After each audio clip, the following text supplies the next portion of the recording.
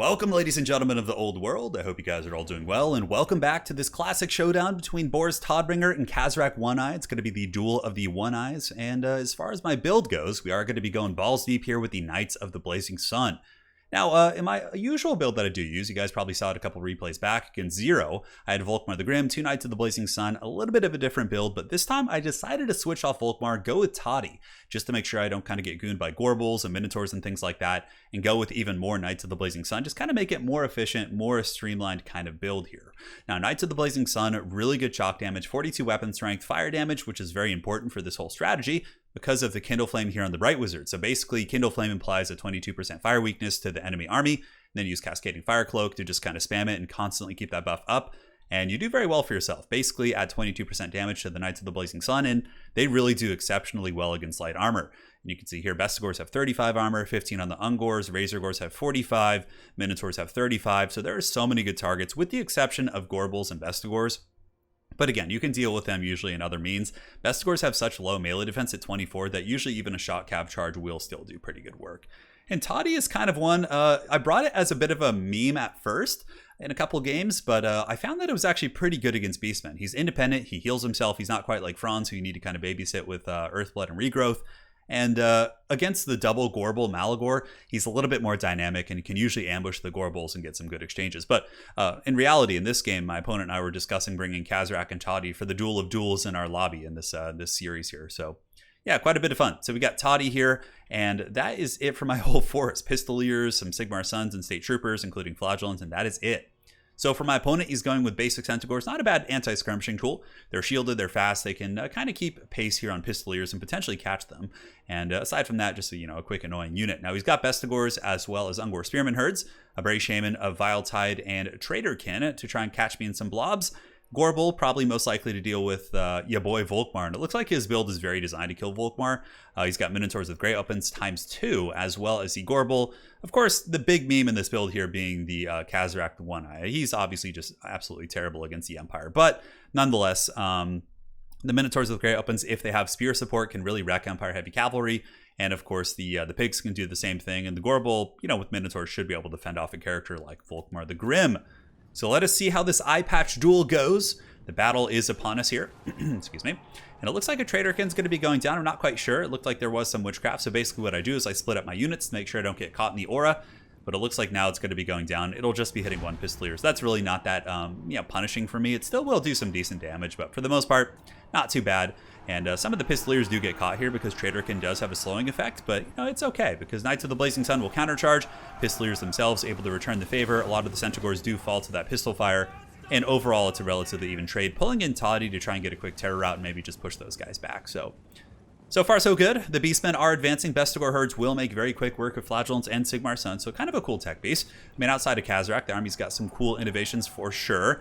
And Kazrak and company are going to be jumping in the front. Gorble battling the shirtless Flagellants of Sigmar. And now TODDY's going to be going in, and he does pin in Kazrak the One-Eye. And the Knights of the Blazing Sun get in there as well. So we got the classic duel of duels. But of course, TODDY doesn't fight fair. He's getting in there nice and dirty, showing off his new cardio. He's been running some miles. And Kazrak's really getting whooped on pretty damn good. You can see he's already down to about 60%. On the flank, Knights of the Blazing Sun do charge in. They wreck the Razorgor herds, and now they're stuck in combat with the Minotaurs with Great Weapons, which is a little bit precarious. Their charge bonus, of course, is going to be kind of diminishing here, and the Pistoliers providing some support, but I do have to pull back because the Minotaurs were doing some pretty colossal damage. Now, we do really get a whooping here on Kazrak. He pops the Apocalyptic Vision to give himself some leadership. Trying to keep him in it, but he does get terrified, actually. And a Traderkin does go down from the Beastmen, which is pretty good, but so too does a Burning Head. Comes through the Bestigors, also roasts the Ungors on the far side, if I'm not mistaken. We've got a pretty messy fight on our hands. So despite the fact that Kazrak is beat up, it's still a very even game in regards to the balance of power, and it's not like it's a false inflation like it usually is with Beastmen, because, of course, there is no summons going on. Over on the flank, Pistoliers trying to pick apart the Minotaurs. The last of my Knights of the Blazing Sun do recharge in there to kind of keep them at bay. And that's a good catch. Minotaurs with Great Weapons do cost a couple hundred gold more than the Knights of the Blazing Sun, so if I can trade them relatively evenly, I'm quite happy here.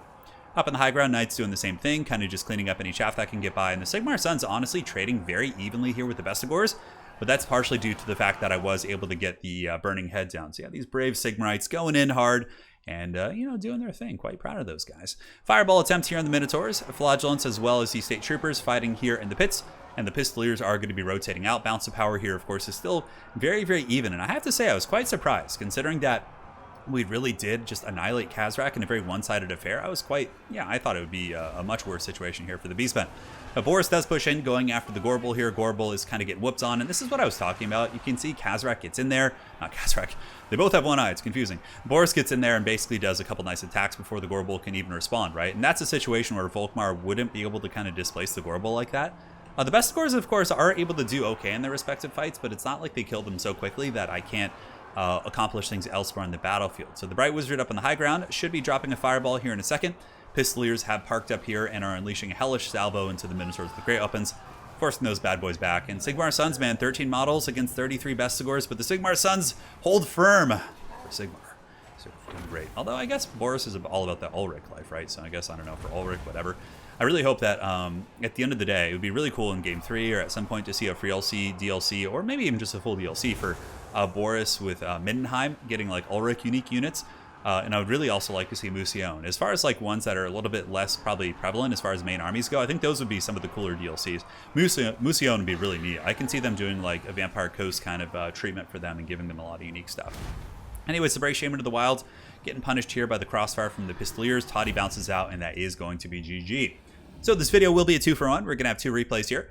As far as the build goes, honestly, I felt like this was a good, solid, competitive Empire build against Beastmen. I would bring this build against Morker builds, against any number of builds. I felt very confident with it. Now, if your opponent knows it's coming, of course, you're going to pay the troll toll, just like you always would if they know exactly what you're bringing and they can build against you. But, Knights of the Blazing Sun did really well. 1,200, 1,000. One of them kind of got crumped in the frontline engagement. Of course, you gotta lose in some places, right? But Pistoliers also did quite well. The number of the beast here on this one. But yeah, Volkmar here, you see, because this build more or less checks all the bases for dealing with the Beastmen, except if you lose Boris, you can't really deal with armor that effectively, right? So Boris deals with the armor, and everything else just deals with the rest of the Beastmen roster, because really their only armor that is a threat is Gorbel. Bestigors you can kind of just wear down with cycle charging and attrition because their melee defense is so low. But I think the Toddy is the man, and he did pretty good here. I think you could also go with a Manticore Summoner and like go Empire Knights and go a little bit wider too. I think that playstyle works as well. You got a couple options, and it's all fun stuff. All right, well played to my opponent, saltier than thou, and saltier than you. All right, and we'll see you guys next time. Cheers. And now, my friends, we're back with the second game, which is going to be the Greenskins facing off against Bretonnia, and it's going to be a little bit of a different spice here on the Greenskins. No, we do not see Grom of the Paunch. This one was indeed from the World Championship, or the one of the group stages, but we have actually WURRZAG, which is quite exciting against Bretonnia here. On top of that, we got Orc Biggins, we have Stone Trolls, a lot of usual suspects, right? We got the Spider Riders, but the Orc Biggins and the Stone Trolls with WURRZAG is a very different spin. And also for Bretonnia, led here by the Han Dragon Turtle, he's got a Royal Hippogriff Knights, probably to deal with big spiders. He does have a Trebuchet in the back. And on top of that, we got Questing Knights, Raponce on foot, as well as Felix. This is a wild freaking build, man. Very excited to kind of see how this unfolds. And yes, there's a Life Caster, obviously, to heal up these characters. But foot Raponce plus foot, obviously Felix has to be on foot, but it's a little kind of a foot character squad there. I'm trying to think about the applications of foot Raponce. I mean, I feel like that's very risky. This was in the second group stage of the World Championship, so obviously it's not the early rounds, like the Bretonnian player does know what he's doing. He's been able to win some series and do very well for himself, but foot Raponce against Greenskins, I mean, I feel like with the prevalence of Grom the Paunch, she might just get run over, but I suppose just giving you sustainable armor piercing on the ground, maybe against like a big spider or something like that, is the choice here. Hard to say. Trebuchet's blasting in, and I just started blasting. Going into those Orc Biggins, that's certainly a good target. Biggins are an unholy terror in general. They outtrade all the Bretonnian infantry and also perform pretty well against cavalry. You can honestly probably just spam Biggins here and be quite happy with yourself. One thing I'm a little bit concerned about are the Royal Hippo Knights, since there's no spider here. Now, I understand the pick in general, but Royal Hippo Knights against a build like this, which is Spider Riders and a ton of anti-large cheap cavalry and WURRZAG with the effigy of the Get, they could get caught in a really, really bad situation. And yeah, WURRZAG is like the OG good Greenskin Lord. He used to be the man, because basically you could foot of Gork, the snared targets. On top of that, he has Bonewood Staff, which is still one of the best items in the game in general. But again, the strength level of Grom the Paunch and the fact that WURRZAG is very easy to snipe, I think has made, because a lot of people just bring Spirit Leech, will spam it on WURRZAG, and then he's dead before you know it. Spirit Leech him 3 times, charge him once with a big powerful Lord, and he's basically dead, right? Whereas Grom, you can pretty much take an entire, shotgun blast right to the face and be completely fine. So Here comes the greenskin hordes of Onyage advancing in. We got the nasty skulkers and the forest goblin spider riders, as well as the orc boarboy biggins charging in, and Bretonnia a little bit lax here in the charge. The questing knights do get caught, but they have spearmen support there, so they'll be fine. And yeah, he quickly pulls back, so then he's totally fine. He could just charge back in and rinse and repeat. Stone Trolls moving in, going to be pounding on the spearmen at arms, so should be able to break down that front line pretty well. And the Bretonnian player getting some really good focus fire with his peasant archers here onto the battle lines. But Onyage does force the overextend, so he baits in the questing knights and those different units, and they overchase, and now the Greenskins can turn around and fight. Though questing knights have a good fight here, I still think it's going to be okay. Bonewood Staff has procced, and a big foot of Gork potentially going down. Okay, just spams on the spearmen, doesn't do that much. It looks like for the most part the Bretonnian cavalry didn't really get hit. An ambitious idea, but alas, it did not go fully through. Here in the center, it looks like the Bretonnians doing very well for themselves, actually. Stone Trolls getting dunked on by the Royal Hippogriff Knights, as well as the basic spearmen, and of course focus fire. But on the far side, the Greenskins are retaliating by overwhelming this flank, and the Bretonnians are going to be summoning their polearms here to get in and try and screen that bad boy out. So we will see. Peasant archers certainly getting dragged down, but a very, very close game. If anything, though, Bretonnia a little bit ahead on the balance of power.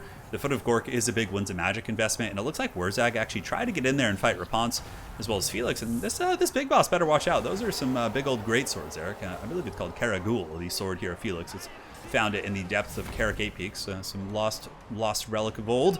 And Raponce, of course, it's very hard as well, so she could pile in and help against those biggins. Now, Bretonnia getting a little bit mucked down here, though. Their 2,000 gold unit, the Royal Hippogriff Knights, of course, which did initially break off the Stone Trolls, is now overextended very heavily in enemy territory, and the Stone Trolls will club them very, very badly, taking them to Poundland for sure. There's also pigs in here. I believe there's some biggins, and that's going to be a big turning of the tide here, as Bretonnia does lose a full health 2,000 gold unit. They do rally forward with some questing knights, which might be able to salvage it, especially if he has a regrowth. There's also some spearmen that definitely should move in there, but nonetheless, a very scary situation. So WURRZAG yelling, get back here to these goblins, stay fighting, keep grinding on those bad boys. And the Greenskins have still kind of controlled this flank and are doing very, very well for themselves over there. Hippogriff Knights did partially get back up. It looks like, yeah, all 6 models are still alive at this point. But those damn Stone Trolls, man, doing some huge work while the Bretonnian trebuchets try to provide some overwatch fire, shooting back into the Spider Riders and the approaching Orc Boarboy biggins. Balance power, very, very even. The Grail Relic is in here, which is very good. It'll give these questing knights some good fighting power, but the big wad does go down, and suddenly the entire Greenskin army quite erect in regards to its melee attack. 44 here on the goblins, and here in the backfield, of course, the other goblins are doing very, very well for themselves. So he's got 4 Hippogriff Knights back. Honestly, at this point, getting the Hippos and maybe pulling around here, threatening the rear charge is an option. However, Onyage doing a very good job of keeping these Orc Boarboys idle, keeping Spider Riders on standby so we can like tar pit these guys down and potentially get good engagements. And honestly, this might be a good engagement for the Greenskins here. Orc Boarboys charge in. There's only 12 questing knights and a couple Hippo Knights. Raponce is here, but she's no Fey Enchantress. She's not going to be draining. If this was Fey Enchantress, for example, and all these units were getting Mortis Engine, that would be a huge, huge difference here. But Foot, Raponce, and Felix are probably just going to get surrounded and circle beaten, and now you can see the bounce of power really is starting to reflect the true nature of the game as the Royal Hippogriff Knights are broken off, questing knights are broken, and pretty much everywhere you look, you're just seeing green. The Greenskins in quite a healthy position. They've got goblins everywhere, they got biggins and a goblin big boss taking down the Grail Relic, and now we basically just have Raponce and Felix fighting here until the bitter end, and I don't think there's enough stopping power between them to do much work, especially considering I think WURRZAG is still alive somewhere. He's been kind of running around on his Wild Hog. Yes, he has. And, yeah, you know Wild Hogs is his favorite movie. But, yeah, able to take down the damsel. Oh, that's a pretty brutal ending there for the damsel. And, yeah, that's pretty much it. Just some peasant archers in the backfield being hunted down. We can do a little bit of fast forwarding since this battle is probably a bit of a moot point. Again, we'll see how Felix as well as Raponce can do. The Greenskins methodically making sure to chase down everything else, using their missiles to focus down Felix, which is a very, very good play. Because if Felix is broken, it takes care of the healing. The nasty skulkers, look at that beautiful play by Onyage. He runs in there, uses a smoke bomb, and then at that point, the Bretonnian player knows it's over and withdraws. So GG, well played. It was a fun game. Got to see some Foot of Gorks, even though they were misses. It was still, you know, sends a message. And one thing that was really good about Onyage's play was the bait and switch, like sending in, baiting in the Bretonnian cavalry charge, pulling back, forcing overextension, then countercharging. That's like a really common tactic on the higher levels of play, and he did an excellent job. And yeah, you know, Dragon Turtle or Dargon Turtle here did a good job in the beginning. I was ahead in the balance, won that Stone Troll engagement, but I think overstayed the welcome. I think the Royal Hippogriff Knights, nice 69 kills. Oh yeah, that's what she said. But anyways, they overstayed their welcome a little bit. They got overextended, then they just got dragged down. If he had pulled back the Royal Hippogriff Knights, used them to restructure his back line, and just pulled back his questing knights as well, I think could have potentially won that game. Just a couple little misplays there, and obviously a super inefficient build in my opinion. I don't think Felix or Rapunzel is very good here. So, you know, with those disadvantages, still doing that well is quite impressive, especially against the top tier player like Onyage. So well played. Hopefully you guys enjoyed this old 2-for-1 actually. My friends, we'll see you on the other side. Take care.